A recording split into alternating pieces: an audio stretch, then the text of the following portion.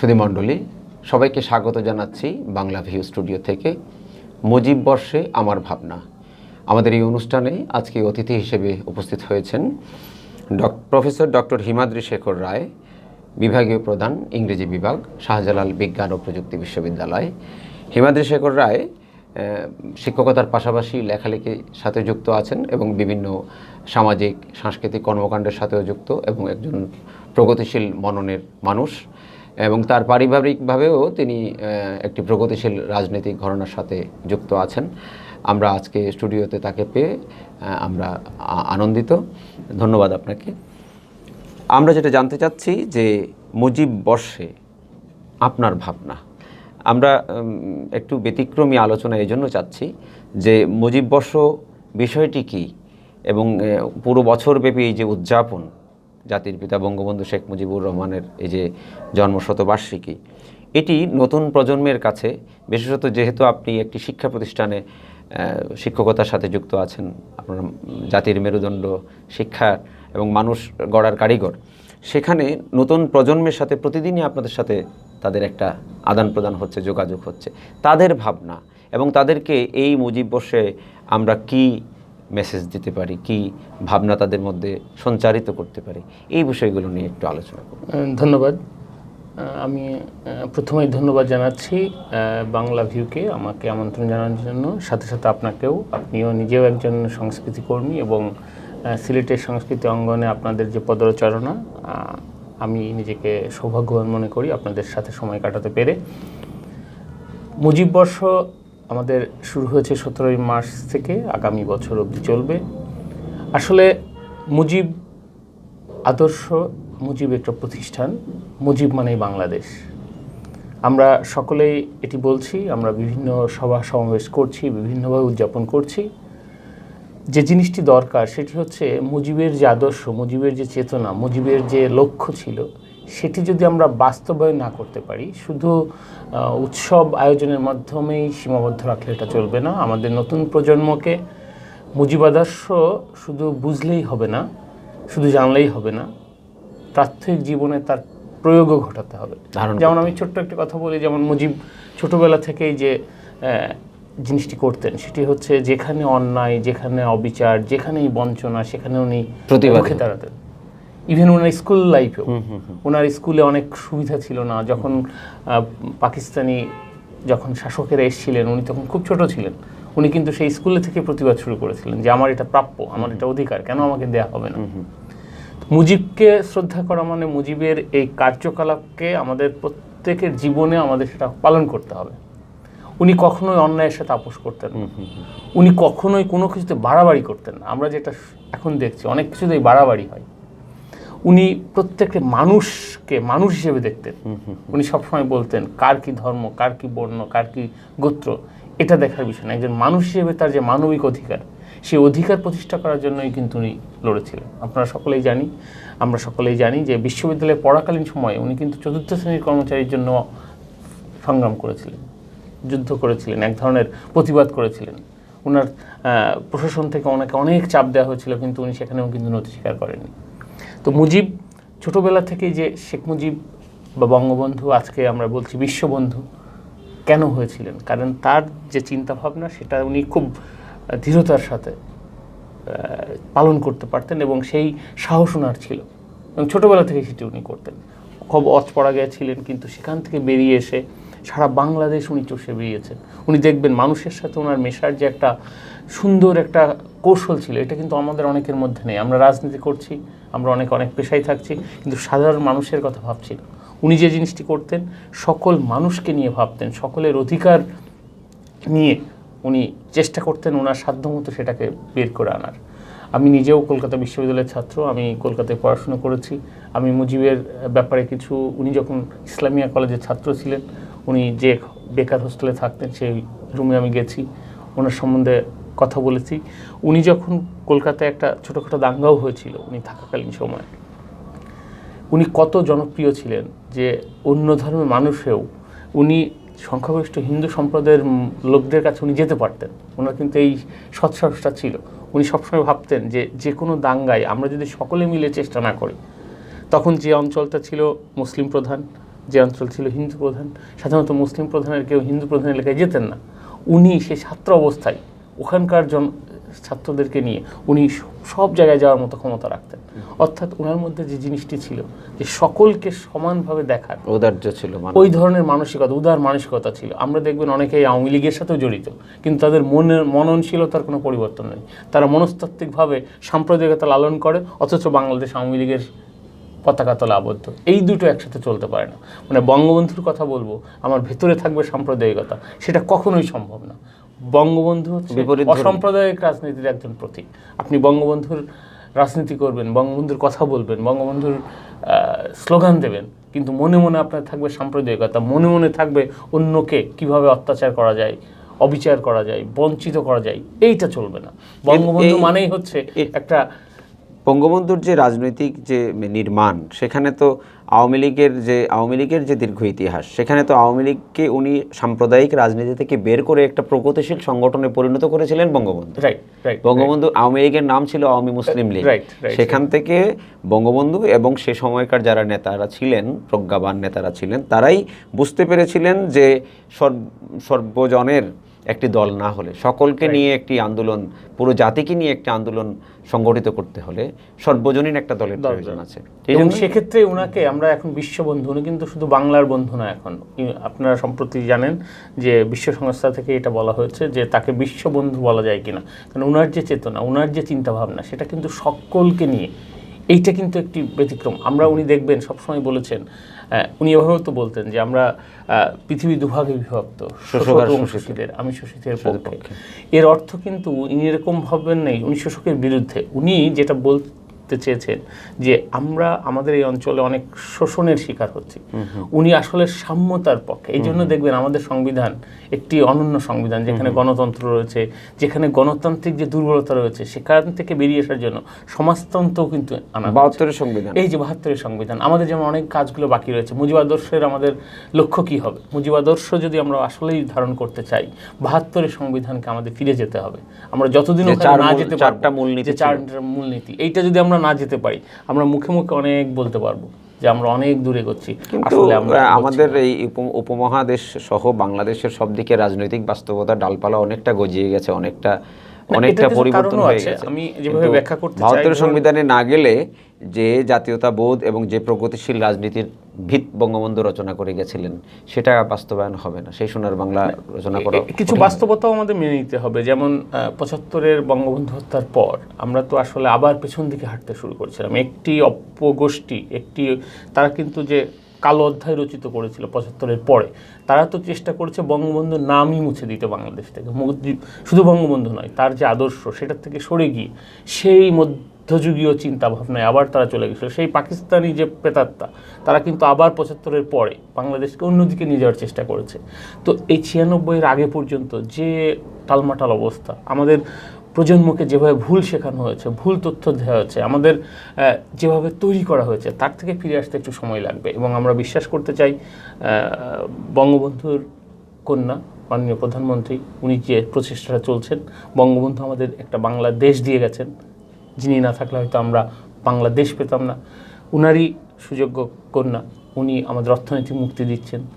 আমার বিশ্বাস উনি পারবেন এই বাংলাদেশকে সারা বিশ্বের কাছে একটা রোল মডেল করতে। আমরা শুধু এই উপমহাদেশের রোল মডেল হতে চাই, আমরা বিশ্বের কাছে রোল মডেল হতে চাই। উনি পারবেন যখনই আমাদের সবার একটা মিলিত সমর্থন, সবার হাতের শক্তি মিলে এক শক্তি হতে হবে। রাইট। এবং এখানে উনি চেষ্টা করছেন, কিন্তু দেশপ্রেমের কোনো বিকল্প নাই, সবার উপরে দেশ। রাইট।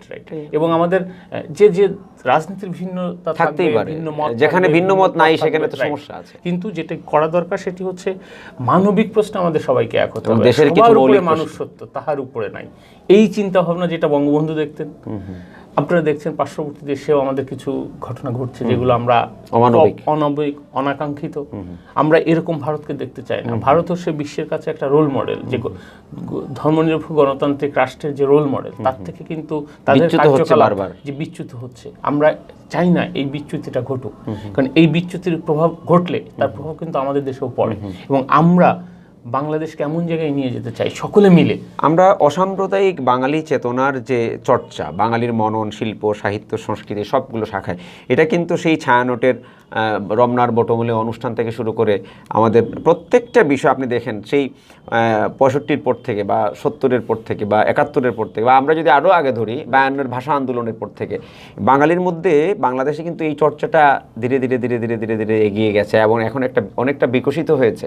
আমরা কিন্তু ওই রাস্তায় যাচ্ছি, ওই পথে যাচ্ছি, যেটা মানবিক বাংলাদেশ, অসাম্প্রদায়িক বাংলাদেশ। কিন্তু এর মধ্যে বৈশ্বিক প্রেক্ষাপটের নানা কারণে কিছু বিচ্যুতিও ঘটছে, কিছু সমস্যাও হচ্ছে। না, তবে আমি আপনার সাথে কিছুটা দ্বিমত এইভাবে প্রশ্ন করতে চাই, যেমন জঙ্গিবাদ, উগ্রবাদ, দেশেও কিন্তু এই বিষয়গুলো, জঙ্গিবাদ, উগ্রবাদ এবং একটু মনস্তাত্ত্বিক যে ভিন্ন ধারার মানুষ যে একেবারে নেই তা নয়, এটা কিন্তু খুব আমাদের যদি আমরা গুরুত্ব না নিই, আমরা ভাবছি যেমন ধরেন জঙ্গি গোষ্ঠী একদম নিশ্চুপ, তারা একদম নেই বাংলাদেশে, আসলে কিন্তু তা না। না, নেই মনে করার কারণ নাই, কারণ জঙ্গিবাদ এক জিনিস আর জঙ্গি আর এক জিনিস। এটা তো একটা মতবাদ, এটা তো একটা আন্দোলন। সুতরাং তার বিপরীতে যদি মোটিভেশন না থাকে, চর্চা না থাকে, আমি যেটা বলতে চাচ্ছি যে ওই ধারণার লোক কিন্তু এখনো আছে, হয়তো তারা প্রকাশ্যে আমাদের জানান দিচ্ছে না যে আমরা আছি, যেটা আগের সরকারের অনেক পৃষ্ঠপোষকতা ছিল বা সহায়তা ছিল বা যে কোনো হোক, তারা এটাকে ইগনোর করতো। আমাদের সরকারের যে দায়িত্ব, বর্তমান সরকারের যে দায়িত্ব রয়েছে আমার মনে হয় সেটি হচ্ছে যে একার ব্যাপারে নজর দিতে হবে। আমাদের মনস্তাত্ত্বিক যদি পরিবর্তন না ঘটে, আমরা যদি, যেটা বঙ্গবন্ধু বলতেন, যে একজন মানুষকে তার মনের মধ্যে যদি পরিবর্তন আনতে পারি, বাহ্যিক অনেক চিন্তা ভাবনা বা দিয়ে বিচার করলে হবে না, তার মনস্তত্ত্বের মধ্যে কিন্তু পরিবর্তন আনতে হবে। এই জায়গাটাতে আমাদের প্রজন্মকে ওইভাবেই করে তুলতে হবে। আমার মনে হয় এই জায়গাটাই গুরুত্ব দেওয়া উচিত, কারণ দেশের সংখ্যাগরিষ্ঠ মানুষ, বাংলাদেশের সংখ্যাগরিষ্ঠ মানুষ কিন্তু এখনো গ্রামে বাস করে। হ্যাঁ, এবং আমাদের বাংলাদেশ কিন্তু একসময় কৃষি নির্ভর সমাজ ব্যবস্থা ছিল, এখনও কৃষি নির্ভরই বলা যায়, যদিও একটা বৃহৎ অংশ আমাদের কৃষক বা কৃষি নির্ভর সমাজ ব্যবস্থা। সুতরাং বাংলাদেশের সমগ্র বিপ্লব, সব ধরনের আন্দোলন সংগ্রাম, সব কিছুর পরিবর্তন আনতে গেলে ওই বৃহত্তর জনগোষ্ঠীর মধ্যে এর প্রভাবটা আনতে এবং তাদের মন মানসিকতা কিন্তু পরিবর্তন আনতে হবে, এবং সেটা আমরা কিন্তু বিভিন্ন আমাদের সংস্কৃতি চর্চার মাধ্যমেই কিন্তু সংস্কৃতি চর্চা বলুন, যে কোনো জিনিস বলুন, সবকিছু নগরাবদ্ধ। রাইট। নগরের একটা আপনি উন্নত একটা হল রুমের ভেতরে আপনি নাটক করছেন, সংস্কৃতি করছেন, গান করছেন, আপনি সেমিনার সিম্পোজিয়াম করছেন, কিন্তু সাধারণ গ্রামের সাধারণ মানুষ, তার মনস্তত্ত্ব কি, তাকে কে গিয়ে কথা বলছে, কে বোঝাচ্ছে, সে কোন পথে ধাবিত হচ্ছে, সেদিকে যদি আমরা না যাই। কিন্তু একসময় গ্রামে সেটা ছিল, প্রত্যেক গ্রামে বাউল আসর, গানের আসর, যাত্রা গান, নানা ধরনের পুঁথিপাঠ, পালা, এগুলো চলতো। হ্যাঁ, কিন্তু এইগুলোর নানান বাধা বিপত্তির মধ্যে দিয়ে একটা অবস্থা তৈরি হয়েছে। কিন্তু মূল ওই আমার মনে হয় পরিচর্যার জায়গাটা হচ্ছে সেই, যেমন দেখুন, আমরা একটা বেশ কঠিন সময় পার করছি এখন, যে করোনা ভাইরাস সারা বাংলাদেশেই ছড়িয়ে যেতে পারে, আমরা আশঙ্কা করছি যে কোনো মুহূর্তে একটা বড় আমরা বিপদের মধ্যে পড়তে পারি। এখানেও দেখবেন কিছু কিছু মানুষ কিছু কিছু ধর্মীয় অনুষ্ঠানে গিয়ে এমন কিছু বক্তব্য দিচ্ছেন যেগুলো আমাদের বিজ্ঞান মনস্কতার থেকে বেরিয়ে গিয়ে আমরা সেই অন্য রকমের চিন্তায় যাচ্ছি। কিছু মানুষ কিন্তু সেভাবে মোটিভেটেড হচ্ছে। তার মানে কি, আমাদের দেশের মধ্যেও একটা গোষ্ঠী রয়েছে যেখানে আমরা এই গোষ্ঠীটা গিয়ে বিভিন্নভাবে তাদের অন্যভাবে মোটিভেটেড করতে পারে। সরকারকে এখানে দায়িত্ব নিয়ে এই ব্যর্থতার দায়টা তো আমাদের শিক্ষিত জনগোষ্ঠী বা প্রগতিশীল জনগোষ্ঠী কোনোভাবে এড়াতে পারেন না, কারণ গ্রামেগঞ্জের সাধারণ মানুষ, বাংলাদেশের কৃষক, শ্রমিক, মেহনতি মানুষ, সাধারণ মানুষ সবসময় সহজ সরল। তাদেরকে মোটিভেশনটা কোন দিকে হচ্ছে সেটা হচ্ছে কথা। তাকে যদি আপনি পজিটিভ মোটিভেশন দেন, তাকে দিয়ে অনেক ভালো কাজ করতে পারবেন। কিন্তু বিষয়টা হচ্ছে আমরা যাচ্ছি কতটুকু, আমরা তৃণমূল পর্যায়ে যে সমস্ত গণতান্ত্রিক প্রগতিশীল রাজনৈতিক দল, তারা যাচ্ছেন কতটুকু, সাংস্কৃতিক আন্দোলনটা সেই দোরগোড়া পর্যন্ত যাচ্ছে কিনা, সেটা হচ্ছে বিষয়। আরেকটা প্রশ্নে আসি, বঙ্গবন্ধু যে সময় ওনার ছাত্র জীবন এবং রাজনৈতিক জীবন শুরু করেছিলেন, তখন ওনার সামনে কিছু আইডল ছিল, অনেক বড় বড় ত্যাগী নেতারা ছিলেন সর্বভারতীয় পর্যায়ে, এবং তখন ভারতবর্ষ পরাধীন, ব্রিটিশ উপনিবেশ। তখন মহাত্মা গান্ধী, জওয়াহরলাল নেহেরু, আপনার ঋষি অরবিন্দ, আপনার নেতাজি সুভাষ বসু, এইদিকে শেরে বাংলা কি ফজল হক, হোসেন সৈয়দ সোহরাওয়ার্দী, মৌলানা আব্দুল হামিদ খান ভাসানী, এরকম ত্যাগী বীর পুরুষরা, নেতারা ছিলেন, এবং ওনারা প্রজ্ঞা, মানসিকতা সব কিছু। এখন যে একটা জেনারেশন তৈরি হবে, যেমন একজন ভালো ছাত্র কিন্তু একজন আইডল শিক্ষককে খুঁজে, এবং ভালো শিক্ষককে, আদর্শ শিক্ষককে সে অনুকরণ করতে চায়, অনুসরণ করতে চায়, শ্রদ্ধা করতে চায়। ঠিক সেভাবে রাজনৈতিক কর্মীরা তো মাঠে তো সেই রকম নেতাকে খোঁজে। সো সেই জায়গাটা কি আছে, সেই জায়গার কি আমাদের কিছু ঘাটতি আছে? একেবারে যে নেই সেটা নয়, আসলে বঙ্গবন্ধুই তো আমাদের আদর্শের জায়গা, আর আরো অনেকেই আছেন হয়তো একটু ওইরকম ভাবে অনেক নামগুলো বলা যাচ্ছে না, বাতিঘর পুরো জাতিকে পথ দেখাচ্ছেন, কিন্তু আছে, একেবারে যে নেই তাই না। আমাদের দেশেও দেখবেন অনেক রাজনৈতিক নেতৃবৃন্দ আছেন যারা সারাদিন মানুষের জন্য কাজ করছেন, এরকম অনেক আছেন, হয়তো তারা ওইভাবে আলোয় আসছেন না, প্রচার বিমুখ তারা, সেটাই। এবং দেখবেন অনেক যারা প্রগতিশীল রাজনীতির লোক তারা অনেকটা কোণঠাসা হয়ে যায়, কারণ সবসময়ই আমরা প্রায় দেখছি এটা যে বর্তমান সরকারেরও কিছু কিছু এমন এমন ব্যক্তি সরকারের মধ্যে ঢুকে পড়ছে যেগুলো আমরাও কিন্তু উৎকণ্ঠা বোধ করছি যে এই জিনিসগুলো এইভাবে হওয়া ঠিক না। মানে আওয়ামী লীগের মধ্যে এমন কিছু লোক, আপনি দেখবেন আওয়ামী লীগের নেতৃবৃন্দও বলছেন তাদের দলের মধ্যে এমন লোক ঢুকে যাচ্ছে এবং ঢুকে গিয়ে তারা স্বাধীনতা বিরোধীরা এসে আওয়ামী লীগের দায়িত্বে অনেক জায়গায় নিয়ে নিচ্ছেন, এরকম ঘটনা আমরা মাননীয় প্রধানমন্ত্রীও বলছেন যে বিরুদ্ধ ইয়ে থেকে স্রোত থেকে কোনো কাউকে নাই প্রশ্রয় দেওয়া ঠিক না। এবং আসলে তাদের উদ্দেশ্য কি, এইখানে আমাদেরকে আরো সচেতন হতে হবে। এবং যে জিনিসটি দরকার সেটি যে প্রজন্মকে এইভাবে আমাদের তৈরি করতে হবে, তাদের সঠিক ইতিহাসটা শোনাতে হবে।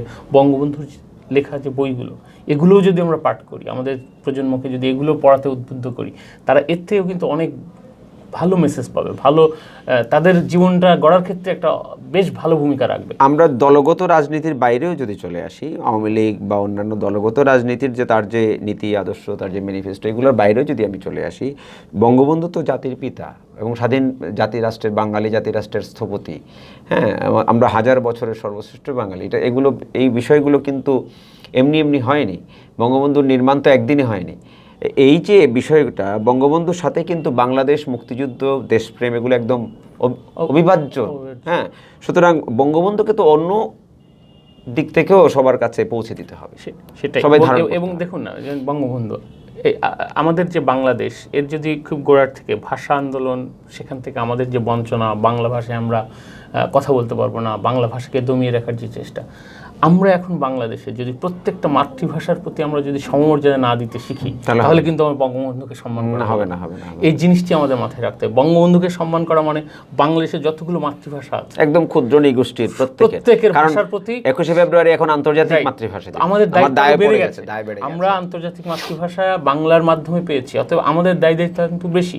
আপনি দেখবেন পাহাড়ি জনগোষ্ঠী রয়েছে, আমরা পাহাড়ি জনগোষ্ঠীর যদি অধিকার যদি রক্ষা করতে না পারি, তাহলে কিন্তু আমাদের বঙ্গবন্ধুকে সম্মান জানানো ঠিক সেভাবে শুধু ভাষা নয়, সংস্কৃতি বা অন্যান্য ধর্ম, প্রত্যেক ধর্মের মানুষ। এবং বাংলাদেশে যখন মুক্তিযুদ্ধে আমরা অংশগ্রহণ করেছি, তখন কি আমাদেরকে বাঙালি হিসেবেই গুলি করে মেরেছে? কে হিন্দু, কে বুদ্ধ, কে মুসলিম, এটা দেখেনি। যদিও পরবর্তীতে এক সময় গিয়ে এটার মধ্যেও নানা প্রপাগান্ডা এসেছে যে মুক্তিযুদ্ধকে ভারতের চরদের করেছে, তারা সফলকামও হয়েছিল কিছু কিছু, কারণ রাজাকার তো আমাদের দেশের মধ্যে থেকে তৈরি হয়েছে, বাইরে থেকে তারা কিছু সংখ্যায় এখনো আছে।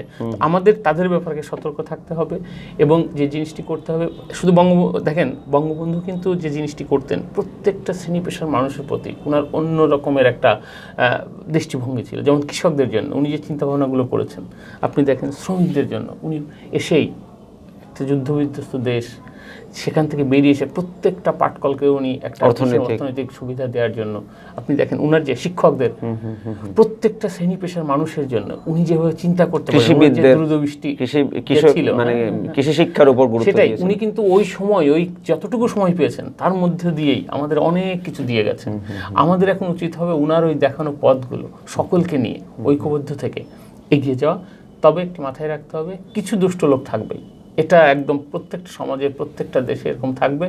আমাদের যারা প্রগতিশীল মন মানসিকতার মানুষ, আমাদেরকে ঐক্যবদ্ধ থাকতে হবে এবং আমাদেরকে সকলে মিলে সেই জায়গায় পৌঁছতে হবে। এবং সবসময় এটি মনে রাখতে হবে, সরকার একার পক্ষে সরকারের অনেক কিছু করা সম্ভব না। আপনি জনমত তৈরিতে কিন্তু আমরা যারা সবার দায় রয়েছে, প্রতিষ্ঠানগুলোর দায় রয়েছে, কর্মকাণ্ডে জড়িত আছে, আমাদের কিন্তু দায় রয়েছে, আমাদের শিক্ষকদের দায় রয়েছে, সাংবাদিকদের দায় রয়েছে, সবার। আমি একটা জিনিস নিশ্চয় আপনি এটা খেয়াল করবেন যে আমাদের দেশে অসাম্প্রদায়িকতা, বাঙালি সংস্কৃতি, প্রগতিশীলতা, এই সমস্ত বিষয় নিয়ে নিরন্তর 15-20 বছরের কিন্তু প্রচারণাটার সুযোগ কিন্তু পাওয়া যায়নি, যেটা 75 পরে বন্ধ হয়ে গেছিল, মানে উল্টোটা হয়েছিল।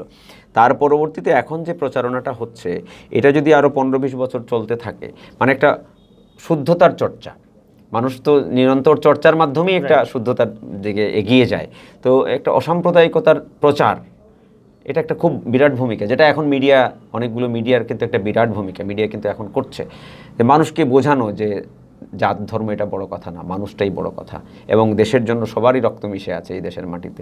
এই বিষয়গুলো যখন প্রচারণা হয় তখন কি আমাদের দেশের মানুষ কিন্তু ঘুরে দাঁড়ায়, এটা আমরা বারবার দেখেছি। আপনারা শিক্ষাঙ্গনে কি এরকম প্রচারণা করছেন? হ্যাঁ, আমাদের শিক্ষাঙ্গনগুলোতেও কিন্তু বিভিন্ন সাংস্কৃতিক কর্মকাণ্ড বেগবান হচ্ছে, আমরা সকলেই মিলে চেষ্টা করছি একটি জায়গায় নিয়ে যাওয়া। তবে সাথে সাথে যে জিনিসটি দরকার, আমরা কিন্তু অনেক উন্নয়ন করেছি অনেক ক্ষেত্রে। আপনি দেখবেন আমাদের যে অর্থনৈতিক উন্নয়ন, আমরা বিশ্বের যে কয়েকটি দেশ জিডিপিতে ভালো অবস্থানে রয়েছে, আমরা কয়েকটার মধ্যে অন্যতম।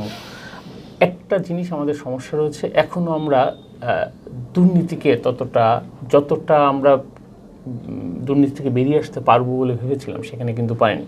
মাননীয় প্রধানমন্ত্রী নিজেও বলছেন যে আসলে আমাদের এই জায়গাটা কিন্তু হাত দিতে হবে, দুর্নীতি থেকে বেরিয়ে আসতে হবে। এই দুর্নীতি যদি না থাকতো আমরা দেশ কিন্তু আরও অনেক দূরে এগোতে পারতাম।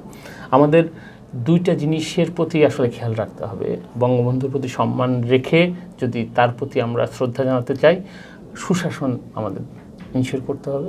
আরেকটি হচ্ছে দুর্নীতির বিরুদ্ধে আমাদের সকলকে এক জায়গায় দাঁড়াতে হবে। দুর্নীতি এবং সুশাসন নিয়ে যখন আমরা কথা বলবো, তখন আমার মনে হয় কিছুটা দায়ভার তো শিক্ষাঙ্গনেও চলে আসে। আমরা তো শিক্ষাঙ্গনেও দুর্নীতি হচ্ছে দেখি, এবং অনেক শিক্ষাঙ্গনের সবচেয়ে উচ্চপদস্থ ব্যক্তি যিনি, তার বিরুদ্ধে অনেক সময় আন্দোলন হতে দেখি, তাকে তালাবদ্ধ করে ফেলতে দেখি। এইগুলো তো জাতির কাছে খুব একটা সুন্দর বিষয় নয়, কাম্য নয়। এবং একজন ভাইস চ্যান্সেলরকে যখন তার গ্যাসের লাইন কেটে দেওয়া হয়, বিদ্যুতের লাইন কেটে দেওয়া হয়, এবং তার ঘরের সামনে তাকে তালাবদ্ধ করে আটকে রাখা হয়, এই বিষয়গুলো তো শোভনীয় হয় না। এবং এটা করেন কারা? অন্য শিক্ষকরা করেন। তো মতের পার্থক্য থাকতে পারে, দাবি দেওয়ার বিষয় থাকতে পারে, কিন্তু এটা কিন্তু অগণতান্ত্রিকভাবে শিক্ষকদের কাছ থেকে এই বিষয়গুলো যখন আসে তখন এই জিনিসটা সুন্দর মনে হয় না। তবে এরকম দু একটি বিচ্ছিন্ন ঘটনা আপনি দেখবেন অনেক শিক্ষা প্রতিষ্ঠানগুলোতেই কিন্তু এগুলোর বাইরে দু একটি ঘটনা ঘটছে, এবং আমরা শিক্ষকদের মধ্যেও আসলে পরবর্তী পরিস্থিতিতে আমরা যে শিক্ষক সুলভ যে কথাবার্তা, চাল চলন বা অনেক ক্ষেত্রে আমরা তার থেকে বিচ্যুতি ঘটছে আমাদের। এবং সেটি আমি দু একটি বিচ্ছিন্ন ঘটনা বলতে চাই, কারণ বাংলাদেশে অনেক শিক্ষক আছে এখনও শিক্ষার্থীদের সাথে আলোচনা করছে। অবশ্যই আমরা কোনো ঘটনায় নাই গেলাম, কিন্তু সামগ্রিকভাবে দু একটা বিচ্যুতি ঘটছে, এবং সেখানে আমাদের সকলের দায়িত্ব রয়েছে। এবং আমি দু একটি জিনিসকে পজিটিভলি দেখতে চাই। দেখবেন বিশ্ববিদ্যালয়ে যখন কোনো শিক্ষক কোনো অন্যায়ের সাথে জড়িত হয়, অন্য বিশ্ববিদ্যালয়ের শিক্ষকরা কিন্তু তার প্রতিবাদ করেন এবং তার বিচার দাবি করেন। এটা কিন্তু একটা পজিটিভ দিক। অন্যান্য অনেক পেশাজীবীরা দেখবেন তাদের মধ্যে কোনো কিছু ঘটলে ওই পক্ষে দাঁড়ায়, আমরা কিন্তু তা দাঁড়াই না। এছাড়া আমাদের পজিটিভলি দেখতে হবে, আমরা সব কিছুতে পজিটিভলি দেখতে চাই, এবং এটার ফলে অন্যরা কিন্তু আর এটা করার সাহস পান না। এবং আপনাদের এই যে দাঁড়িয়ে যাওয়া, যে একটা অন্যায় হচ্ছে বা এটা শিক্ষক সুলভ হচ্ছে না, শিক্ষকদের মানে এটা মানায় না, এরকম এই যে দাঁড়িয়ে যাওয়া, এই দাঁড়ানোর কারণে আমার মনে হয় এর প্রভাব অন্যান্য পেশাজীবীর মধ্যেও পড়বে, বিবেক জাগ্রত হবে দেখা দেখি। এবং আমাদের যে দায়িত্বগুলো রয়েছে, আসলে আমরা যে যার দায়িত্ব যদি সঠিকভাবে পালন করি, তাহলে সুশাসনটা আসলে কি, আমার উপর অর্পিত যে দায়িত্ব আমি যেন সঠিকভাবে পালন করি। সোনার বাংলাটা কিভাবে নির্মাণ হবে? ঠিক এভাবে সোনার মানুষ যদি নির্মাণ না হয়, এবং সোনার মানুষ নির্মাণ হবে সেটা শিক্ষা প্রতিষ্ঠানে আমরা যারা আছি বা অন্যান্য পেশায় যারা আছেন, আমরা যদি সকলের দায়িত্ব পালন করি। আমি নিজে যদি মিথ্যা কথা না বলি, আমার পরিবার থেকে যদি সেই শিক্ষা আমার সন্তানদের দিই, আমি যদি আমার সন্তানকে এভাবে বলতে চাই যে তোমার যা কিছু আছে তুমি তাই নিয়ে সুখে শান্তিতে থাকো, তোমার মনকে সবসময় পজিটিভ ওয়েতে চিন্তা করো, আপনি দেখবেন একজন শিক্ষার্থীর জীবনে একজন শিক্ষক রোল মডেল যদি হন, উনি যদি এই ইন্সপিরেশনটা দিতে পারেন যে তোমার কাছে তোমার যা আছে তুমি তাই নিয়ে যদি শান্তিতে থাকো, পজিটিভলি দেখো, তোমার চিন্তাভাবনাগুলো অন্যভাবে। ৭৫ পর্যন্ত আমরা একজন রাষ্ট্রপ্রধান বঙ্গবন্ধু, তার জীবন, তার পারিবারিক জীবন কতটা সহজ সরল ছিল আপনারা দেখেছেন। একজন চলচ্চিত্রকার, জাপানের, উনি একটা চলচ্চিত্র বানিয়েছেন, ডকুমেন্টারি। সেখানে দেখা গেছে যে তখনও বঙ্গবন্ধুর চেয়ে অনেক উন্নত জীবনযাপন করেছে বাংলাদেশ। অনেক ব্যবসায়ী বা বিভিন্ন প্রতিষ্ঠানের কর্মকর্তা বা অনেকেই ছিলেন, অনেক ধনী শ্রেণী। কিন্তু বঙ্গবন্ধু একটা রাষ্ট্রের প্রধান হয়েও তার বাড়ি, তার আসবাবপত্র, তার চলাফেরা, তার জীবনযাপন, সামগ্রিক জীবনযাপন সব কিছুই তো একদম মনে হয়েছিল যে মধ্যবিত্ত বাঙালি পরিবারের একজন মানুষ, ঠিক না? এবং দেখেন উনি কখনোই কিন্তু এরকম যে নিরাপত্তার বাড়াবাড়িটুকু উনি করতেন না, এবং কোনো কিছুতেই কোনো বাড়াবাড়ি পছন্দ করতেন না। আমাদের এই জিনিসটাই তো, উনাকে সম্মান করা মানে কি, ওনার এই জিনিসগুলো আমাদের প্রত্যেকের জীবনে করতে হবে। আপনি কখনোই কোনো মানে এরকম মানে খুব বড় সড়ো কিছু করার এরকম উনি কিন্তু পছন্দই করতেন না। ইভেন ওনার জন্মদিন আপনারা জানেন উনি নিজে কখন থেকে ওইভাবে পালন করতেন না। এই যে এইগুলোর থেকে কিন্তু আমাদের শিক্ষা, এবং ছাত্রদেরকে উনি অন্যান্য সমস্ত পেশাজীবীকে উনি যেভাবে শ্রদ্ধা করতেন, উনি দেখতেন কারোর কথা উনি শুনতেন না এরকম হতেন না, ভিন্ন মত থাকলেও উনি তার কথা শুনতেন। এবং উনি যে কথাটা সবসময় বলতেন যে একজনও যদি সত্যের পক্ষে থাকে বা ন্যায়ের পক্ষে থাকে, যুক্তির পক্ষে থাকে, সে সংখ্যালঘু হলেও বা একজন হলেও তার কথা আমি শুনবো। তার অর্থটা কি, মেসেজটা কি? যে আপনি যুক্তির পক্ষে, ন্যায়ের পক্ষে, অধিকারের পক্ষে থাকতে গিয়ে কখনোই এর থেকে উনি কিন্তু নিজেকে কখনোই সরতেন না এই জায়গা থেকে। এই যে দৃঢ়চিতা মনোভাব, আমাদের পরবর্তী প্রজন্মকে এই জিনিসগুলোই শিক্ষা দিতে হবে যে তুমি ন্যায়ের পথে থাকবে, প্রত্যেকের যার যার অধিকার সেটা যেন প্রতিষ্ঠিত হয়, সেটা দেখার দায়িত্ব আমাদের সকলের। এই জিনিসগুলো ওনার থেকে আমাদের আসলে নিতে হবে। এবং আমি যেটা বারবার বলতে চাই, আমাদের যে পেশায় থাকি না কেন, যে ব্যবসার সাথে জড়িত থাকি না কেন, প্রত্যেকেরই কিন্তু দায়িত্ব রয়েছে। কারণ বঙ্গবন্ধু একটা দেশ দিয়েছেন যিনি সোনার বাংলা দেখে যেতে পারেননি, আমরা যেন সেই জায়গায় নিয়ে যেতে পারি। ওনার বিদেহী আত্মা শান্তি পাবে, উনি যেখানেই থাক উনি দেখতে পাবেন যে না, বাংলার জনগণ উনি যেটা দিয়েছেন আমরা তার প্রতিদান অল্প হলেও দিতে পেরেছি। আমরা সকলেই হয়তো বঙ্গবন্ধু হতে পারবো না, সে সুযোগও নেই বা সেরকম সামর্থ্য আমাদের নেই বা সেই রকম জিনিসগুলো আমাদের মধ্যে নেই, ওই গুণাবলী। কিন্তু আমরা সকলেই ওনার যে দান, উনি যেটা দিয়ে গেছেন, তার প্রতিদান হিসেবে আমাদের উপর অর্পিত দায়িত্ব যদি আমরা সঠিকভাবে পালন করি, তাহলেই কিন্তু দেখবেন সোনার বাংলা অচিরেই। আমরা অনুষ্ঠানের শেষ পর্যায়ে চলে এসেছি। আমি প্রথমেই যেটা বলেছিলাম যে আমরা শিক্ষক সমাজকে আমরা অত্যন্ত শ্রদ্ধা করি, কারণ তারা শিক্ষা জাতির মেরুদণ্ড, এবং তারা সেই মেরুদণ্ড নির্মাণের কাজে মানুষ গড়ার কারিগর বলা হয়, সেই জায়গায় শিক্ষকরা আছেন। আমরা আনন্দিত যে সে একজন শিক্ষককে আজকে আমরা পেয়েছি।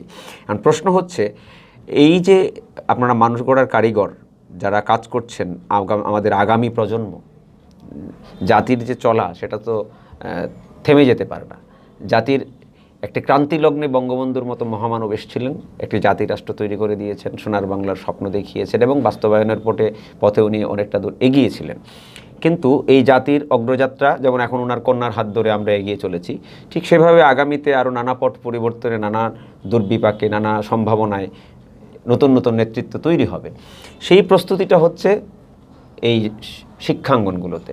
সেই জায়গাতে আপনারা মূল্যবোধের চর্চা কতটুকু করছেন? মানে একটা মানুষ তৈরি করার জন্য, যেমন একজন ভালো ডাক্তার তৈরি করছেন, ভালো ইঞ্জিনিয়ার তৈরি করছেন, ভালো শিক্ষক তৈরি করছেন, ভালো অ্যাডভোকেট তৈরি হচ্ছে, ভালো ব্যবসায়ী তৈরি হচ্ছে, কিন্তু সর্বাঙ্গীনভাবে একটা ভালো মানুষ যার মধ্যে মনুষ্যত্ব আছে, দেশপ্রেম আছে, বিবেক আছে, নীতিনৈতিকতা আছে, প্রগতিশীল চিন্তা আছে, বিজ্ঞান মনস্কতা আছে, উদার নৈতিকতা আছে, যেগুলো বঙ্গবন্ধুর মধ্যে এই গুণাগুলি ছিল, সেই রকম মানুষ তৈরি করার কাজ কি হচ্ছে? সম্প্রতি কিন্তু আমাদের বিশ্ববিদ্যালয় কারিকুলাম মঞ্জুরি কমিশন থেকে একটি পদক্ষেপ নেওয়া হচ্ছে, শুদ্ধাচার কৌশল, যেটিতে প্রত্যেকটা বিশ্ববিদ্যালয়ের ভাইস চ্যান্সেলরদেরকে এক জায়গায় করা হয়েছে। মাননীয় চেয়ারম্যান মহোদয় উনি বিশ্ববিদ্যালয়ের ভাইস চ্যান্সেলর মহোদয়গণকে নির্দেশনা দিয়েছেন। ভাইস চ্যান্সেলর স্যাররা আবার বিশ্ববিদ্যালয়ে এসে একটা ইথিক্যাল কমিটিও করছেন। মানে আমাদের এই কাজগুলো কিন্তু চলছে। আমাদের যে জিনিসটি হচ্ছে সেটি হচ্ছে, আপনি যেটা বললেন এটা অবশ্যই দরকার।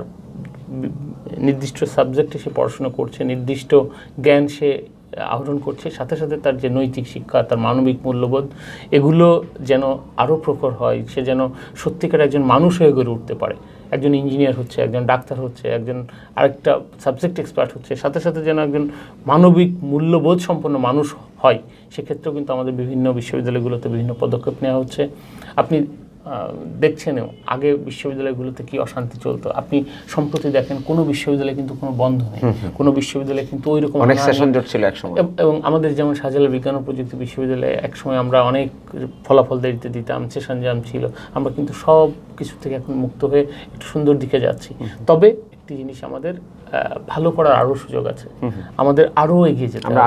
আমরা আশাবাদী হতে চাই, এবং ভবিষ্যৎ যে প্রজন্ম, তারা আমাদের প্রজন্ম কিন্তু অত্যন্ত ট্যালেন্টেড প্রজন্ম। আমরা অনেকে বিশ্বাস করি এভাবে যে পড়াশুনোর মান নিম্নগতি হচ্ছে, এরকম কিছু কিছু আমাদের তথ্য বা যে আছে সেগুলো আসলে বেশ অনেকেই কষ্ট পান। কিন্তু আসলে এভাবে না দেখে আমি যেটা বলতে চাই যে সামগ্রিক প্রেক্ষাপটে কিন্তু পরিবর্তিত অবস্থায় আমাদের যেতে হবে। যেমন এখন দেখবেন একটা বাচ্চা ছেলে, সে একটা মোবাইল নিয়ে অনেক কিছু শিখে যাচ্ছে।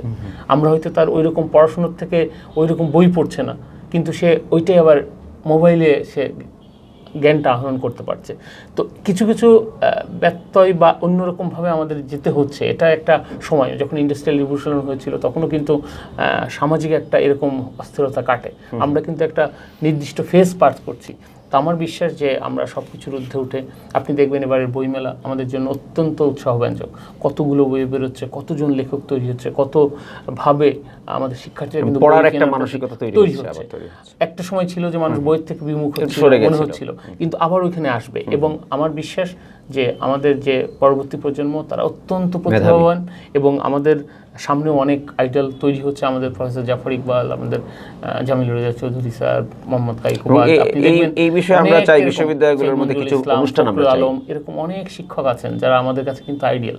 তারা কিন্তু দেশের জন্য কাজ করার চেষ্টা করছেন, তারা নতুন প্রজন্মকে তৈরি করছেন বিজ্ঞান মনস্ক হিসেবে।